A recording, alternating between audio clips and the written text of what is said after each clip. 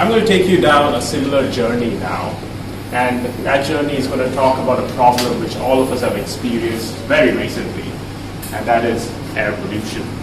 Okay, so I've got a few metrics for you guys. So the World Health Organization tells us that 90% of the world's people are subjected to poor quality air. But that's not the shocking number. The shocking number is that in 2012, roughly 6.5 million deaths were attributed to airborne contaminants alone. And what makes it even worse is 1.6 million deaths came from one country, and unfortunately that country was in China. So this is the scale of the problem we're looking at today. To give you more perspective, we've got a few filters here which we injected into various households across the Indian subcontinent, different Indian cities.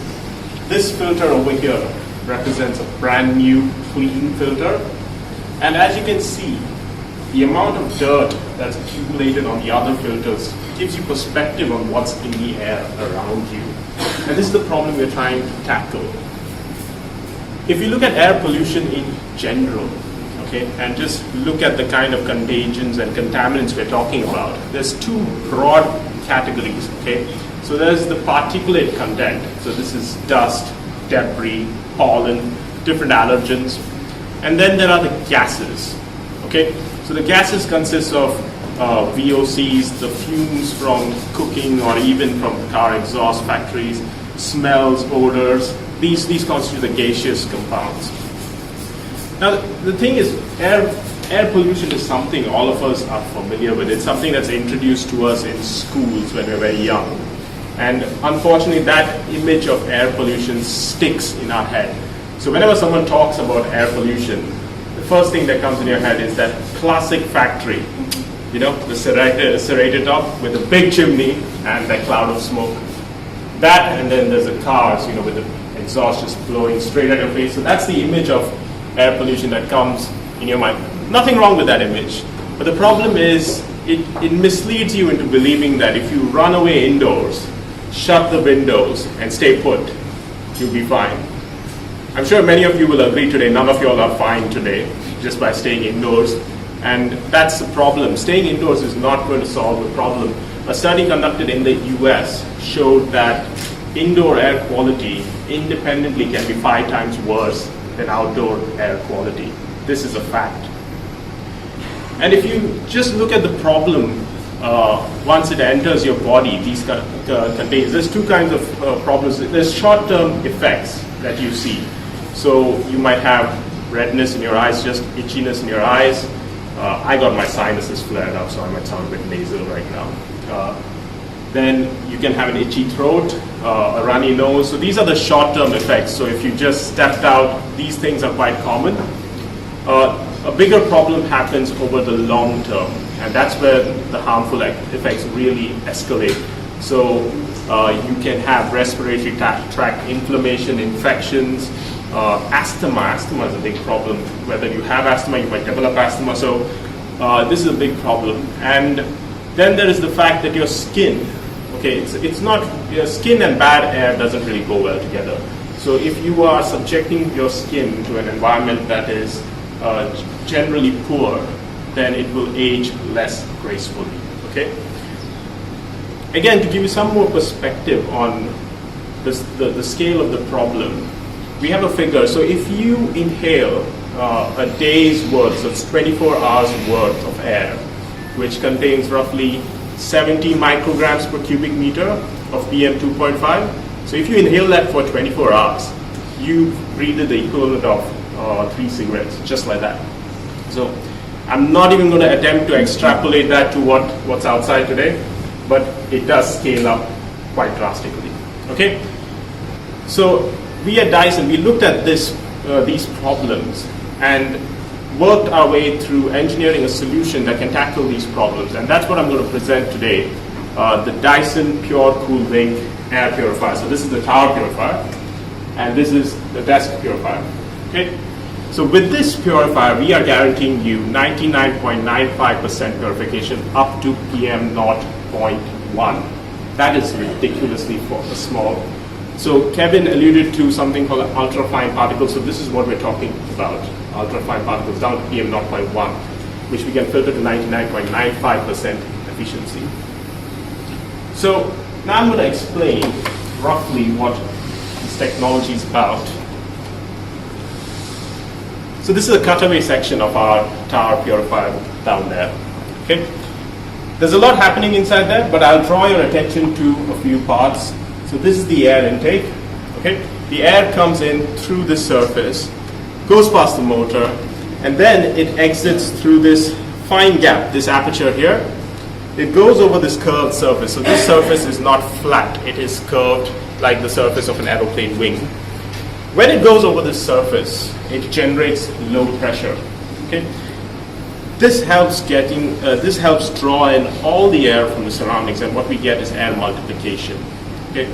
So air goes in through the intake, goes over the surface, generates low pressure. We get much more air coming out, and that's what we call the air multiplier technology. And this enables us to have powerful projection to help circulate clean air around your living space. Just put this back.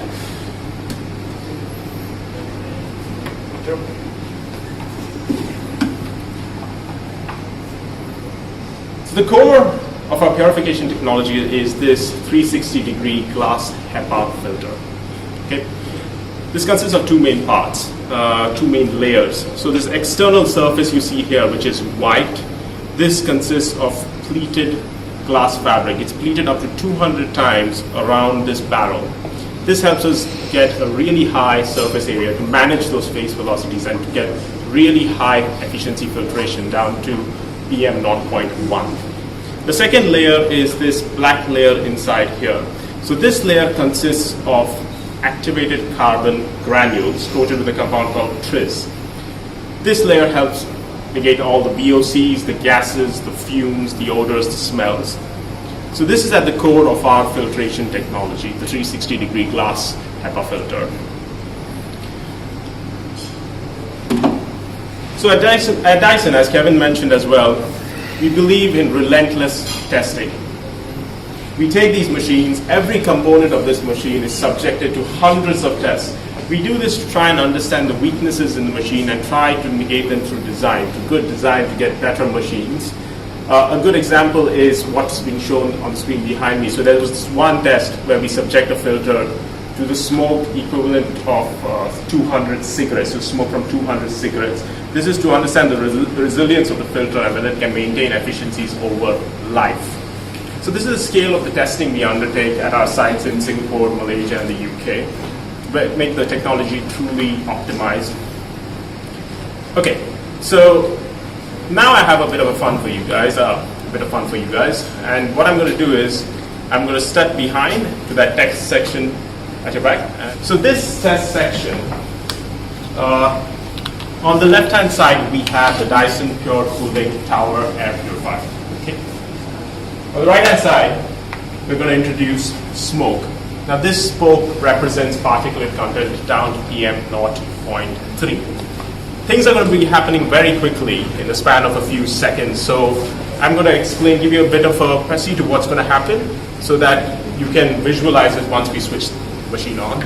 So once I switch on the smoke, what's going to happen is it's going to come up, occupy this space, and then I'm going to switch on the purifier. So the purifier is switched off right now. So once the smoke has occupied that space, we're going to switch on the purifier, and then I'm going to let the machine do the talking. Okay, shall we do that? So that's the smoke we are introducing. That's enough for now. I'm going to switch on the purifier. So I'm coming away of some of the cameras. So you can see the machine taking over. Look at all that powerful projection, drawing the air into the inlet, and you get clean air going past the filter and out the air amplifier. So you can really see that projection addressing all the air in these pockets. And I think the smoke is already gone from here. So this demonstration really highlights the benefit we want to put across of this combination of air multiplier technology, giving you powerful projection and high efficiency filtration from the 360-degree glass Hepa filter. Okay, the next thing is the Dyson Link is an intelligent machine. It has sensors, and these sensors track the quality of the air. So it measures VOC content, it measures particulate content, and we have an app. So the Dyson engineers have developed an app called the Dyson Link, and the machine can be connected to this app, giving you real-time data. So I'm going to switch on to that station there, and we're going to talk about the app now. So this machine here is connected now to this app. In the app, you can enter your location. So we've entered Delhi, and it quotes the temperature, humidity, and the air quality, which is a lovely severe right now. Once you've connected your machine to the app will report the quality of the air in your living space, in the space where the machine is placed. So right now, you can see the temperature, humidity, and the quality of the air where this machine is placed. The machine allows you to track the air quality over time, so you can do that. There's this graphical representation of the air quality over time. There is a remote to control the machine. That's what I've been using so far. But the good news is the app functions as a complete remote. So you can change the fan setting. I brought it down now. You can switch on the oscillation feature. And there is this very interesting feature we're going to talk about now, which is auto purification. So like I said, the machine is an intelligent machine. It knows the air quality around itself. So what you can do is if you set you can set the threshold for purification. So let's say, for example, you have family members who are sensitive to air quality. You know, they might have allergies, they might be infants, you might have asthma. So you set the threshold really low. What that means is the machine is going to detect and make the choice for you. So you don't have to go home and check every time whether the air purifier is switched on or not. The machine will do the thinking for you and switch on by itself. One of the best parts about the app is it allows the remote monitoring and control of the machine. So something what I like to do is, while I'm in the office, I just switch on the purifier or just make sure it's on auto purification. And then you can always ensure you come back to a clean home once you're done.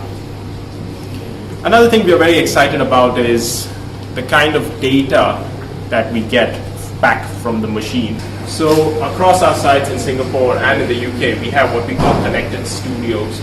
So we actively look at this data and try to garner some insights from this data so that we can influence the design of the filtration machine, the air purifiers. So we are looking for things like seasonal trends in air quality, usage profiles. How do people use our machines? Do they switch them on in the morning? Do they switch them on at night? Do they switch them on in long durations, short durations? So we try to understand these things so that we can make our machines better. So far, globally, what we know is we've filtered more than 4.8 trillion liters of air. That's an amazing figure. And these are the kinds of metrics that really help us make better machines. Now this machine excites us a lot because this is the first Dyson machine which is intelligent and connected to the internet. And this stands at the brink of a revolution in itself, where we as engineers are going to make bold steps going in connected technology to offer better solutions. So I hope you guys had fun.